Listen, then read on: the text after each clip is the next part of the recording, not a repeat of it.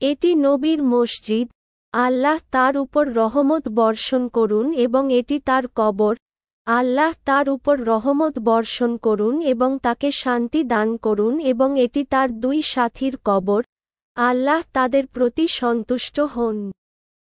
এবং এই সম্মানিত রাওদা জান্নাতের বাগান থেকে একটি বাগান, এবং এখানে নবীর মসজিদের সীমানা রয়েছে যা তার শাসনামলে নির্মিত হয়েছিল। সিলিন্ডারের উপরে মসজিদুল হারামের সীমানা লেখা রয়েছে এবং এই সিলিন্ডারগুলির নাম। এর উপরে লেখা রওদাহ।